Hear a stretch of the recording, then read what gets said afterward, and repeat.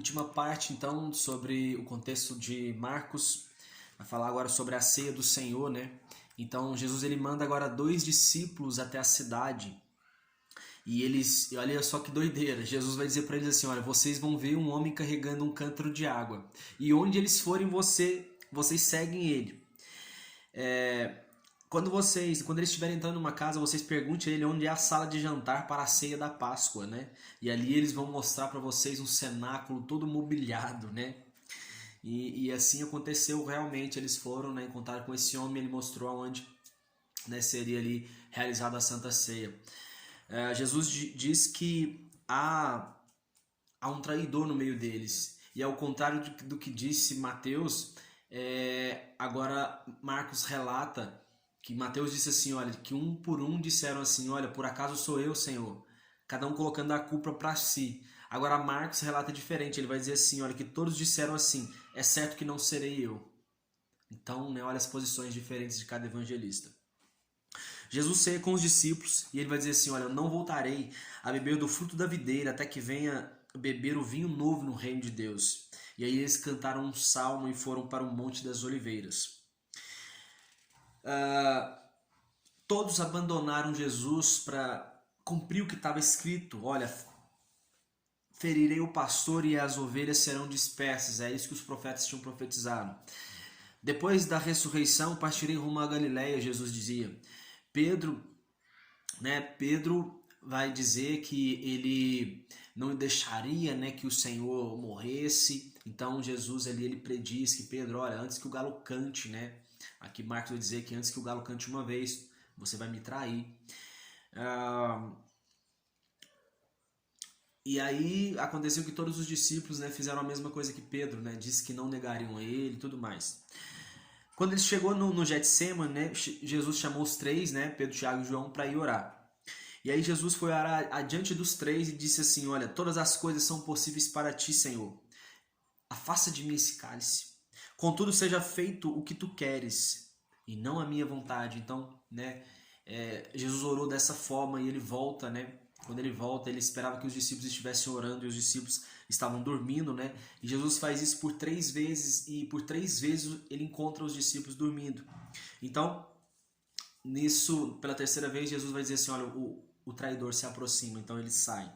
Então vieram uma multidão armada ali da parte do chefe dos sacerdotes, né, com porretes e espadas para poder prender Jesus. Judas ele vai dar um beijo em Jesus para poder identificar ele, né? E aí naquele momento ali também você vê que um discípulo de Jesus, nós vamos saber depois que João ele vai dizer que esse discípulo era Pedro, né? Ele vai decepar a orelha do soldado ali do sumo sacerdote, que é um soldado chamado Malco. Então acontece essa cena também aqui. Jesus vai dizer, olha, eu estive o tempo todo pregando, né, ali no templo, contudo não prenderam. Vocês não me prenderam, mas isso aconteceu para se cumprir o que estava escrito nas escrituras. Então os discípulos eles fogem, né? Fogem. Jesus não perde nenhum daqueles que o Senhor os deu. E aí acontece que só Marcos vai falar sobre essa passagem também, que quando estava acontecendo isso, Jesus sendo preso, os discípulos fugindo, um jovem vestido apenas com um lençol de linho seguia Jesus. E aí tentaram prender esse jovem.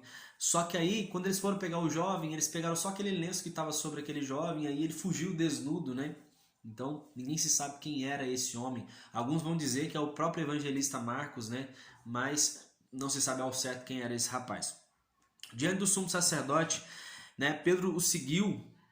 Pedro vai seguir agora Jesus até o pátio. Então, várias pessoas estavam testemunhando ali na casa do sacerdote, né, do sumo sacerdote, que era Anás. E aí eles testemunharam falsamente contra Jesus. Falaram da destruição do templo, né, mas eram testemunhos incongruentes. Então, o sumo sacerdote perguntou se ele era o Messias. E Jesus disse assim, eu sou. Porque Jesus não pode mentir. Então ele fez uma pergunta que não tinha como Jesus escapar. E aí, quando Jesus disse que ele era o Messias, eles o acusaram de blasfêmia e aí levaram ele debaixo de bofetadas, né, para Pôncio Pilatos. Então uma criada ela vai ver Pedro ali e vai dizer assim, olha, tu andava com eles, hein?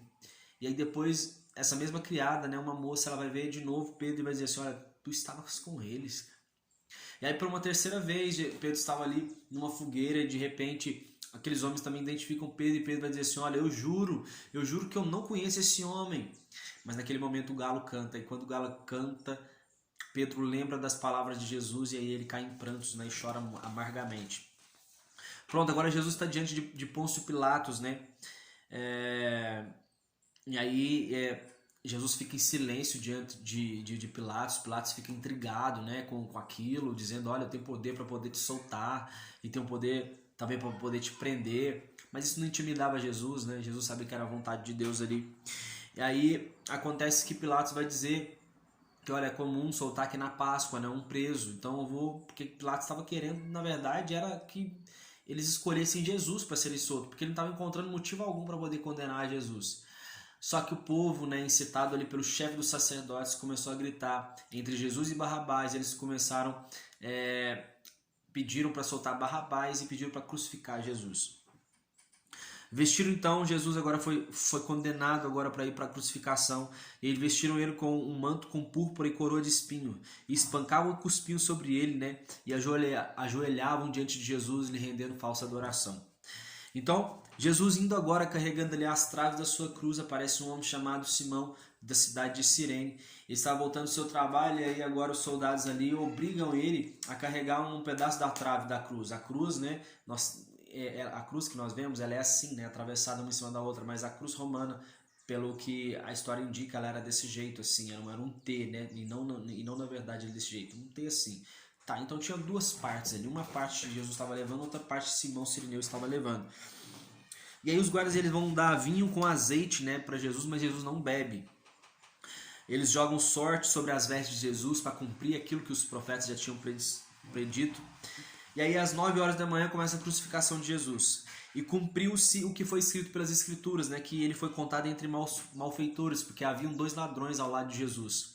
E acontece que Jesus agora, já sendo crucificado, já estava na cruz, os 2 ladrões ao lado dele. E aí alguns transeuntes, né? Pessoas que estavam passando ali, diziam assim, olha, salvou a todos e não pode se salvar, né?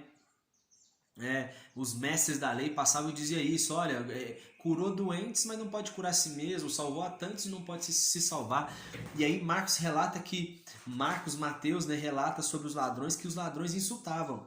A gente vai ver só depois João dizendo que um ladrão não insultou, mas os outros evangelistas demais, eles relatam que eles insultavam a Jesus. Então 3 horas da tarde, né, Jesus vai bratar, olha, Eli, alá sabachthani, que quer dizer, meu Deus, por que me abandonastes? Então, naquele momento eles deram uma esponja com vinagre para Jesus beber, aí Jesus bebe, e aí naquele momento ele bradou e expirou, né? A ti eu entrego o meu espírito, está consumado, a ti, Senhor, eu entrego o meu espírito. Então, o véu do templo se rasgou de alto a baixo, e o centurião que estava vendo isso, ele disse, né, olha, verdadeiramente este era o Filho de Deus. Ele consegue confirmar, olha, este é o Filho de Deus. Por tudo que está acontecendo, que eu estou vendo, cara, ele é o Filho de Deus. Então, acompanhavam de longe Maria Madalena, Salomé. Salomé, alguns dizem que era a mãe de Tiago e João, né, os irmãos Boanerges. E alguns dizem que Salomé era até tia de Jesus. Então, fazendo assim, Tiago e João, primos de Jesus. Mas não sabe ao certo se realmente é isso. Uma outra mulher que estava ali era Maria, mãe de Tiago e José.